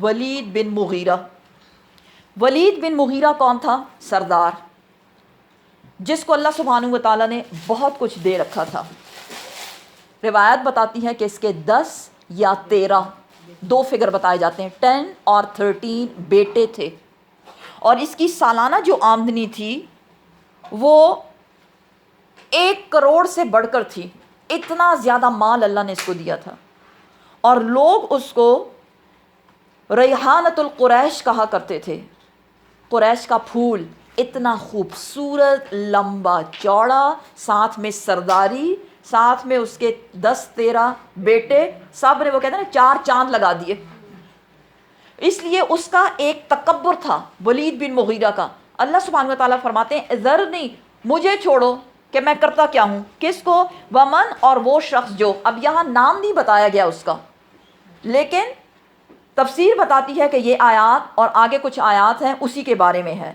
اس شخص کے لیے مجھے چھوڑو کس کے لیے خلقت پیدا کیا میں نے وحیدہ اکیلا وہ اپنے آپ کو بڑا یونیک سمجھتا تھا اس لیے اللہ سبحانہ وتعالیٰ نے یہاں وہ کہتے ہیں نا طنز کے لحاظ سے کہ اپنے آپ کو بڑا اکیلا ایک اسپیشل بندہ سمجھتا ہے میرے ذمے چھوڑو میں اس کے ساتھ کرتا کیا ہوں وجعلت میں نے بنایا لہو اس ولید بن مغیرہ کے لیے کیا مالن مال ممدودہ پھیلا ہوا کون سا مال اس کی تجارت کا مال دور دور تک پھیلا ہوا تھا کس نے اس کو یہ مال دیا اللہ سبحانہ وتعالیٰ نے میں نے اس کو یہ پھیلا ہوا مال دیا وبنینا اور بیٹے دیے کیسے بیٹے شہودا حاضر باش اور حاضر باش کیسے بہت فرما بردار بیٹے یہ وہ بیٹے تھے جو ہر وقت اس کی نظروں کے سامنے رہتے تھے کیوں اس لیے کہ اللہ نے اس کو اتنا زیادہ مال دیا تھا کہ اس کو کسی جاب کے لیے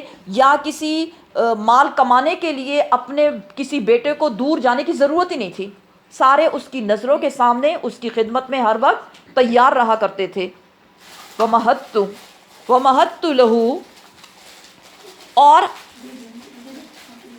مہیا کیا میں نے لہو اس ولید بن مغیرہ کے لیے تمہیدہ میز اس کی ریاست اور اس کی سرداری ثم پھر اس کے باوجود یتمع وہ امید رکھتا ہے ولید بن مغیرہ ان یہ کہ ازیدہ کہ میں اس کو اور زیادہ دوں کیونکہ انسان کی حرص کبھی ختم نہیں ہوتی اور وہ کیا کہتا تھا لوگوں سے کہتا تھا کہ میں بڑا اسپیشل ہوں اس لیے میرے پاس تو اتنا سب کچھ ہے اور جو یہ پیغمبر کہتا ہے کہ آخرت پہلے تو ہم اس کو مانتے نہیں ہیں لیکن فار ایگزامپل اگر میں اس کو مانوں بھی تو وہاں بھی مجھے جنت ہی ملے گی مجھے اس بات کی فکر ہی نہیں ہے کہ میرا کوئی حساب کتاب ہوگا کلا ہرگز نہیں انہو بے شک وہ جو ہے کانا ہے لآیاتنا ہماری آیات سے عنیدہ بغض رکھنے والا یہ ہماری آیات کا دشمن ہے کون سی آیات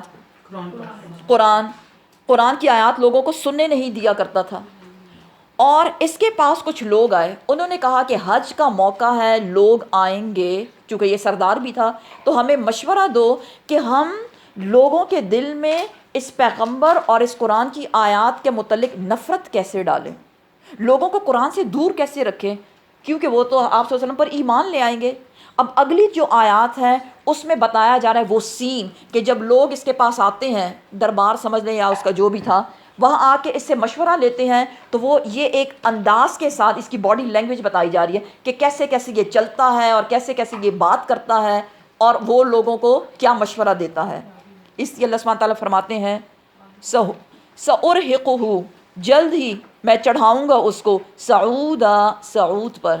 صعود کیا ہے؟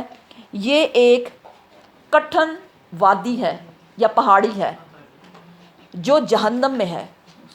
جہنم میں ایک ایسا پہاڑ جو بہت سلپری ہے، جب جہنمی جل کے اور گرم پانی ان کے سروں پہ ڈالا جائے گا تو وہاں سے وہ بھاگیں گے کہ نکلیں، تو اللہ سبحانہ و تعالیٰ ان کو ایک پہاڑی دکھائے گا۔ اب وہ جب پہاڑی پہ چڑھنے کی کوشش کریں گے کہ یہاں سے ہم نکل جائیں، بار بار پھسلتے جائیں گے، بار بار پھسلتے جائیں گے۔ تو اللہ سبحانہ و تعالیٰ اس شخص کو، جس کا نام ولید بن مغیرہ بتایا جاتا ہے، کہ اس کو اللہ سبحانہ و تعالیٰ اسی پہاڑی پر چڑھائیں گے، سعودہ پر۔ انہو، بے شک وہ، اب سنیں جب لوگ اس کے پاس مشورے کے لیے آئے تو اس نے کیا کیا؟ فکرا، غور و فکر کیا اس نے، وقدرا، اور اندازہ لگایا اس نے، کس چیز پر؟ کہ اب میں لوگوں کو کیا جواب دوں، کیسے لوگوں کو قرآن سے دور کیا جائے، کیا منصوبہ بنایا جائے۔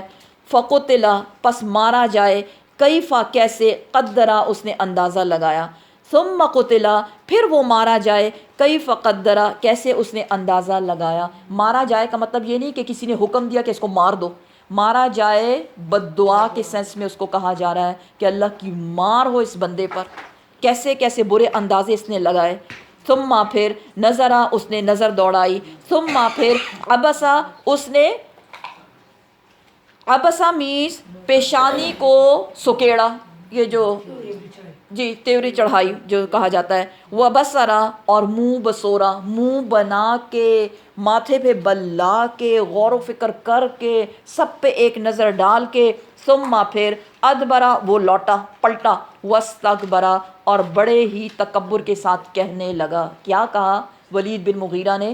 فقال، آپس کہا، ان ھذا، نہیں ہے یہ قرآن کی آیات، الا، مگر، سحر، ایک جادو ہے، یؤثرو، جو پیچھے سے چلتا آ رہا ہے۔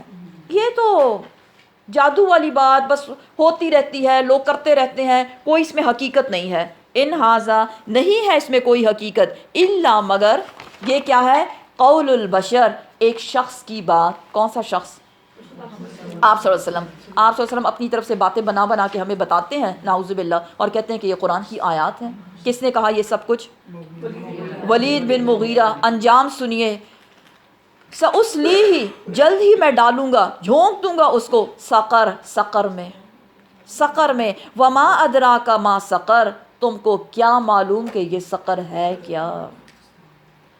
یہ سقر تو جہنم ہے، ایسی جہنم، لا تبقی، نہ وہ باقی چھوڑے، ولا تذر، اور نہ وہ ویسے ہی چھوڑے۔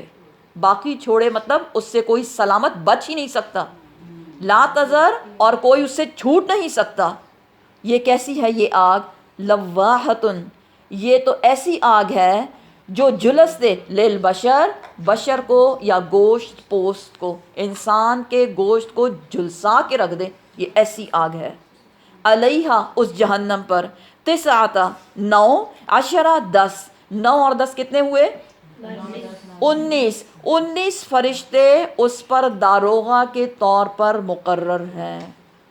وما، اور نہیں، جعلنا، ہم نے بنایا، اصحاب النار، یہ جہنم کے داروغہ کو، الا ملائکہ، سوائے فرشتوں کے۔ یہ کام ہم نے کسی انسان کو نہیں دیا، وہ 19 انسان نہیں ہیں، 19 فرشتے ہیں۔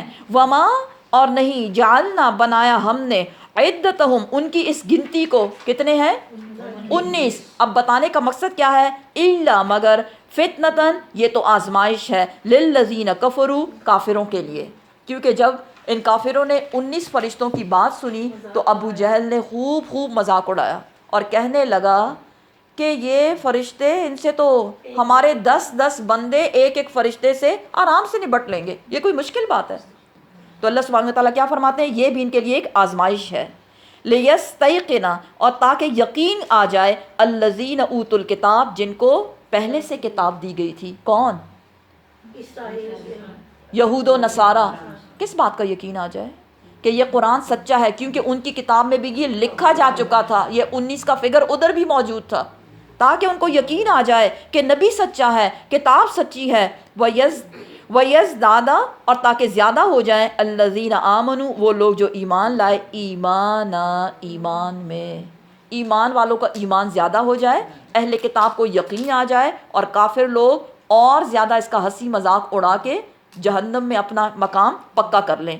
ولا یرتابا اور نہ شک کریں الذین اوتوا الکتاب جو کتاب دیے گئے، والمؤمنون اور ایمان والے، کس بات میں شک نہ کریں کہ یہ کتاب سچی ہے یا نہیں، لیکن اگر وہ کمپیریزن کریں گے اپنی کتاب کے ساتھ تو ان کو یقین آ جائے گا۔ وَلِيَقُولَ الَّذِينَ فِي قُلُوبِهِم مَرَضٌ اور تاکہ کہیں وہ لوگ جن کے دلوں میں مرض نفاق ہے، منافق ہیں، والکافرون اور کافر بھی یہ کہیں، کیا کہیں، ماذا اراد اللہ بہذا مثلا، اللہ نے یہ جو مثال بیان کی ہے 19 فرشتوں کی، بھلا اس سے اللہ کا مقصد کیا ہے، اللہ کیا چاہتا ہے، اللہ کیا ارادہ کرتا ہے۔ کذالک اسی طرح یضل اللہ گمراہ کرتا ہے اللہ من یشاء جس کو اللہ چاہتا ہے، یا اللہ گمراہی سے بچا لے ہم کو، ویہدی اور وہ ہدایت دیتا ہے من یشاء جس کے لیے وہ چاہتا ہے، یا اللہ ہم سب کو ہدایت عطا فرما۔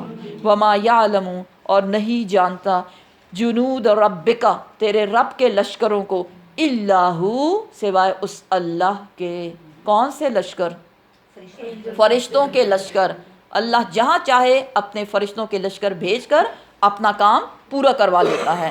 وما اور نہیں ہیا وہ الا مگر ذکرا نصیحت ہے للبشر لوگوں کے لیے، یہ جہنم کی آگ لوگوں کے لیے ایک نصیحت ہے، اگر لوگ اس کو سمجھ لیں تو انہی کا فائدہ ہے۔ کلا ہرگز نہیں، کوئی گپ شپ نہیں، کوئی مذاق کی بات نہیں، سب حقیقت ہے، اور اس کو مزید حقیقت بنانے کے لیے اللہ نے کچھ قسمیں کھائیں۔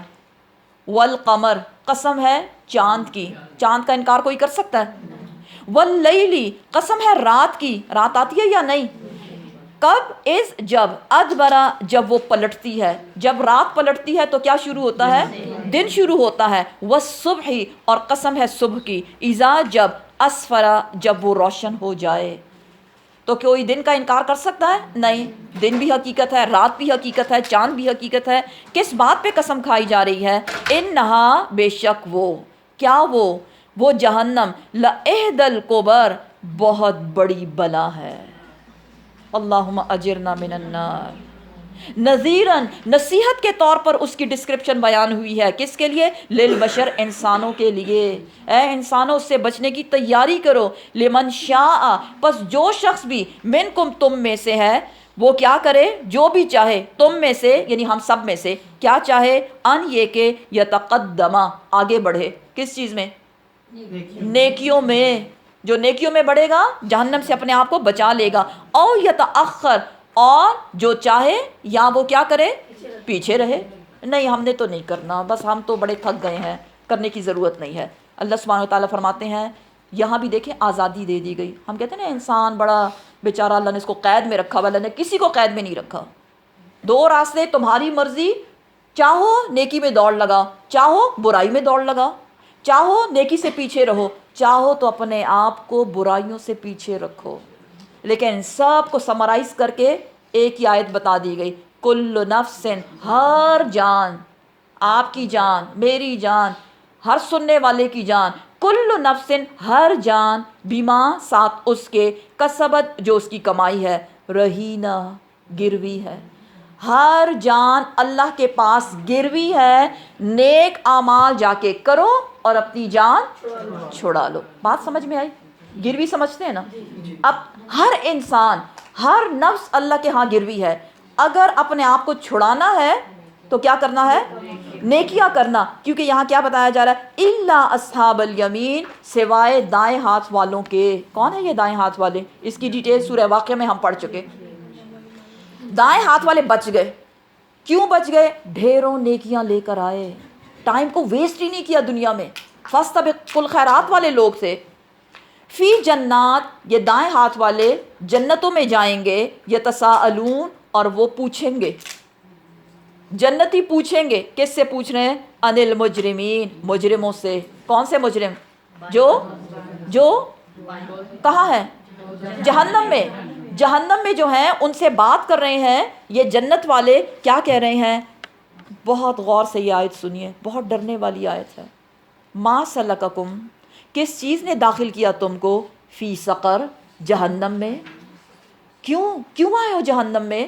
جواب سنیں، قالو وہ جہنمی جواب دیں گے لم نکو من المصلین، ہم نماز نہیں پڑھا کرتے تھے۔ اپنے آپ سے پوچھیں کیا میں نماز پڑھتی ہوں؟ یا اگر کسی کو کہے کہ نماز پڑھیں اور وہ کہیں کہ ہم نے نہیں پڑھنی، یہ آیت ان کو بتائیں۔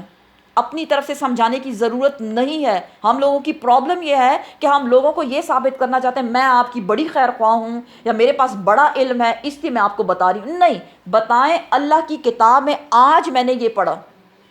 کم از کم ایک فون تو بنتا ہی ہے، دوستوں کو فون لگائیں اور ان کو بتائیں آج میں نے ایک نئی چیز پڑھی، مجھے آپ کے ساتھ شیئر کرنی ہے۔ ڈائریکٹلی کس سے نہ کہے ہائے آپ تو نماز نہیں پڑھتی، یہ سن لو سقر تمہاری ہی بات ہو رہی ہے۔ نہیں، کس چیز نے تم کو جہنم میں داخل کر دیا؟ کون سی چیز تمہیں جہنم میں لے آئی؟ قصور کیا تھا؟ قصور کیا بتایا جا رہا ہے؟ ہم نماز ہی نہیں پڑھتے تھے۔ کتنا ایزیلی لوگ نمازیں چھوڑ دیتے ہیں، اللہ اکبر، استغفر اللہ۔ کیا کرتے تھے؟ ہم نماز نہیں پڑھتے تھے، ولم اور نہیں تھے، نکو ہم کیا، نطعمو کھلانے والے، المسکین مسکین کو، غریبوں کو کھانا نہیں کھلایا کرتے تھے، وَكُنَّا اور تھے ہم، نخوض ہم مصروف رہتے تھے، ہم بحثیں کیا کرتے تھے، مع الخائضین بحثیں کرنے والوں کے ساتھ۔ یہ کون سی بحثیں ہے؟ جو آج کل کا من پسند مشغلہ، جہاں 3-4 لوگ بیٹھے دین کے پیچھے باتیں شروع ہو گئیں، یہ ایسا اور اب اتنا دین سخت نہیں ہے، پتہ نہیں لوگوں نے اس کو اتنا سخت کیوں بنا دیا، اور لوگوں کا اس میں کیا، میرا معاملہ تو میرا اللہ کے ساتھ ہے، میں نماز پڑھوں یا نہ پڑھوں۔ سن لیں، نماز نہیں پڑھتے، مسکین کو کھانا نہیں کھلایا، اور بحثیں کرنے والوں کے ساتھ بحثیں کیا کرتے تھے۔ بحث میں آپ کا وقت بھی ضائع ہوتا ہے، آپ کا ایمان بھی خراب ہوتا ہے۔ بحث کرنے کی اجازت ہے ہی نہیں۔ دین کیا کہتا ہے؟ پیغام پہنچاؤ اچھے الفاظ کے ساتھ، خوبصورت الفاظ کے ساتھ۔ ڈانٹ ڈپٹ اور چیخ چلانے سے کوئی فائدہ نہیں بننے والا۔ یہاں 3 چیزیں بتائی گئیں۔ چوتھی چیز کیا ہے؟ وَكُنَّا اور تھے ہم، نُكَذِّبُ جھٹلانے والے، بِيَوْمِ الدِّين آخرت کے دن کو۔ 4 چیزیں، نماز نہیں پڑھی، کھانا نہیں کھلایا، بحثیں کرتے رہے، اور آخرت کا انکار۔ حتیٰ یہاں تک کہ اسی میں ساری زندگی گزر گئی۔ اتانا آ گیا ہمارے پاس، الیقین موت کا وقت، موت کا فرشتہ سامنے آ گیا، تو پھر اس نے مجھے مہلت ہی نہیں دی، اس لیے موت کے فرشتے کے آنے سے پہلے تیاری۔ فما پس نہیں، تنفعہم فائدہ دینے والا ان کو، شفاعت الشافعین کسی سفارش کی سفارش ان کو کوئی فائدہ نہیں دے گی، کوئی ان کے لیے سفارش کر ہی نہیں سکتا، کیونکہ انہوں نے اپنے لیے جو خود کچھ نہیں کیا۔ فما لہم پس کیا ہو گیا ہے ان کو؟ اللہ سبحانہ تعالیٰ ڈانٹ رہے ہیں، اللہ اکبر۔ فما لہم کیا ہو گیا ان لوگوں کے، کیوں کرتے ہیں ایسا؟ ان تذکرتی اس نصیحت سے جو ان کو بتایا جا رہا ہے، معرضین یہ منہ موڑتے ہیں، اللہ کی اتنی ضروری بات کو یہ اگنور کرتے ہیں۔ دیکھیں ہم ویکسینیشن لگاتے ہیں، کیوں لگاتے ہیں؟ تاکہ ہم بیماری سے بچ جائیں۔ قرآن کی آیات ویکسینیشن ہے، جہنم سے بچنے کے لیے سامان ہے، جہاں فار ایور رہنا ہے۔ دنیا کی ویکسینیشن تھوڑے وقت کے لیے، جتنی زندگی ہے، فار ایور تو ادھر نہیں رہیں گے نا، تو یہ ویکسینیشن لگائیں، ضرور لگائیں۔ جو نہیں لگائے گا تباہی اور بربادی، سقر اس کا ٹھکانہ بننے والا ہے۔ کأنہم گویا کہ وہ، اب ایک مثال سے سمجھایا جا رہا ہے کہ جب تبلیغ کرنے والا تبلیغ کرتا ہے، جو لوگ نہیں مانتے ان کی حالت کیسی ہے، ان کی مثال کیسی ہے؟ کأنہم گویا کہ وہ، حمرن گدھے ہیں، مستنفرہ بتکے ہوئے، فرت بھاگے جا رہے ہیں، من قسورہ شیر کے ڈر سے، اور شیر کون ہے؟ داعی، اللہ کی طرف بلانے والا، ان کو اللہ کی طرف بلاتا ہے، اور یہ گدھوں کی طرح، بتکے ہوئے گدھوں کی طرف بھاگے جا رہے ہیں، جیسے شیر ان کو کھا جائے گا۔ اور گدھا کس چیز کی علامت ہے؟ بے وقوفی۔ یہ اپنی عقل استعمال نہیں کر رہے، یہ بے وقوف ہیں جو فار ایور کی زندگی کو برباد کر رہے ہیں اور اس سے کوئی نصیحت حاصل نہیں کرتے۔ بلکہ یریدو چاہتا ہے، کل امرئ منہم ان میں سے ہر شخص، کون؟ یہ نہ ماننے والے. نہ ماننے والوں میں سے ہر شخص کی خواہش کیا ہے؟ ان یؤتا، یہ کہ آئے اس کے پاس صحفم منشرہ، ایک کھلی کتاب. کہ آپ صلی اللہ علیہ وسلم ہی پر آیات کیوں نازل ہوتی ہیں؟ ہمارے پاس بھی تو نازل ہونی چاہیے. اللہ کو چاہیے ہمیں بھی ایک کتاب دے دے. تو کیا یہ پاسبل ہے؟ کلا، ہرگز نہیں. بلکہ لا نہیں، یخافون، وہ ڈرتے ہیں، الآخرہ، آخرت سے. ان کو اللہ کی پکڑ سے ڈر نہیں لگتا، اس لیے وہ مان کے نہیں دیتے اور بہانے بناتے ہیں. اگر ان کو کتاب دے بھی دی جائے، پیچھے ہم پڑھ چکے کہ اگر ان کو صفحات میں لکھا ہوا، پیجز میں لکھا ہوئی کوئی کتاب دے دی جائے اور یہ اس کو ٹچ بھی کریں اپنے ہاتھوں کے ساتھ، تب بھی یہ آپ صلی اللہ علیہ وسلم پر ایمان لانے والے نہیں ہیں. کلا، ہرگز نہیں. انہو، بے شک وہ، تذکرہ، ایک نصیحت ہے. دیکھیں بار بار بتایا جا رہا ہے ان آیات سے نصیحت حاصل کریں. فمن شاء، پس جو شخص بھی چاہے، ذکرہ، اس کو یاد کر لے، اس سے نصیحت حاصل کر لے. پھر وہی بات، آپ کی چوائس ہے، ماننا ہے یا ماننا نہیں. وما یذکرون، اور نہیں اس کے یاد کرنے سے یا نصیحت حاصل کرنے سے کچھ بھی، الا ان یشاء اللہ، اگر اللہ نہ چاہے تو تم کو کوئی نصیحت نہیں مل سکتی. اس لیے اللہ سے توفیق مانگا کریں، یا اللہ تو ہمیں توفیق دے کہ ہم اس قرآن کی آیات سے نصیحت حاصل کریں اور اس پہ عمل کرنا ہمارے لیے آسان بنا دے. ہوا، وہی اللہ، اہل التقوی، وہی ہے تقوی کا اہل کہ اس سے ڈرا جائے. وَأَهْلُ الْمَغْفِرَةِ، اور وہی اللہ اس کے قابل ہے کہ اس سے مغفرت طلب کی جائے. استغفر اللہ ربی من کل ذنب واتوب الیہ. ہم اللہ سے تقوی کی دعا کرتے ہیں کہ اللہ سبحانہ وتعالی ہمارے دلوں کو تقوی سے بھر دے اور اللہ سبحانہ وتعالی ہماری مغفرت فرمائے. آمین. صدق اللہ العظیم. سبحان ربک رب العزت عما یصفون وسلام علی المرسلین والحمد للہ رب العالمین.